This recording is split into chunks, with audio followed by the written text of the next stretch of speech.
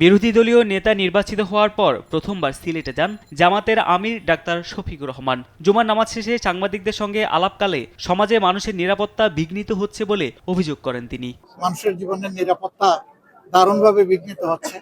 আমরা সরকারকে দৃষ্টি আকর্ষণ করব যে এইদিকে সরকার যেন যথাযথ মনোযোগ দেন এবং বিশেষ করে সরকার দলীয় কেউ যেন এই সমস্ত অপরাধের দায়িত্ব না নিয়ে অপরাধীদের পাশে না দাঁড়ায়। বলেন, সরকারের দায়িত্বশীল ব্যক্তি এমনকি মন্ত্রীদের কাঁচা কথায় সমাজে অস্থিরতা ও অপরাধ বাড়ছে।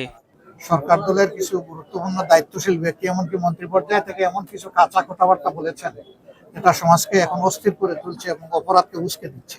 ময়মনসিংহে রোকন সম্মেলনে নির্বাচনের আগে ও পরে একই ধরনের সহিংসতার অভিযোগ তুলে সরকারের কঠোর ও নিরপেক্ষ নির্দেশনার দাবি জানান জামাতের সেক্রেটারি জেনারেল অধ্যাপক মিয়া গোলাম পরোয়ার। প্রতিদ্বন্দ্বী প্রার্থীরা যেখানে পরাজিত সেখানেও অনেক সহিংসতা হয়েছে, মারামারি হয়েছে, হামলা হয়েছে, বাড়িঘরে আগুন দেওয়া হয়েছে। আইন শৃঙ্খলা রক্ষার দায়িত্বে যারা আছেন তাদের প্রতি সরকারের কঠোর নির্দেশ প্রয়োজন এবং নিরপেক্ষ নির্দেশ প্রয়োজন। ভবিষ্যৎ হোক নিরাপদ, বিনিয়োগ হোক বিশ্বস্ত, আর আমার পছন্দ সল্ট বে। ওয়েলকাম টু সল্ট বে। এদিকে বিকেলে রাজধানীর আইইবি অডিটোরিয়ামে আলোচনা সভা ও ইফতার মাহফিলে যোগ দেন জামাতের নায়েবে আমির অধ্যাপক মুজিবুর রহমান। বলেন, আদালত, সংসদ ও মাঠে ময়দানে দাবি জানানোর মাধ্যমে ভোট কারচুপির বিষয়টি সঠিকভাবে মূল্যায়ন করতে বাধ্য করা হবে। একই অনুষ্ঠানে কথা বলেন ঢাকা মহানগর দক্ষিণের সেক্রেটারি শফিকুল ইসলাম মাসুদ। মনে রাখতে হবে, এই জাতি স্লোগান তুলেছিল উই ওয়ান্ট জাস্টিস।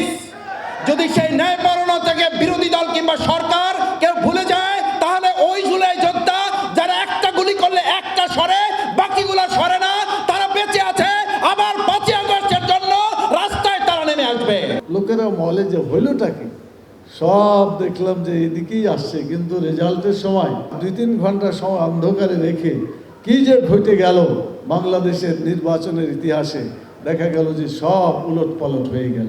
এদিন জামায়াতে ইসলামী ঢাকা 6 সংসদীয় আসন কমিটির উদ্যোগে আয়োজিত আলোচনা সভায় দলের সহকারী সেক্রেটারি জেনারেল হামিদুর রহমান আজাদ বলেন, রোজা পালনের মধ্য দিয়ে অপরাধ মুক্ত করার যে সুযোগ এসেছে তা কাজে লাগাতে হবে। রোজা পালনের মধ্যে দিয়ে নিজেকে অপরাধ মুক্ত করা।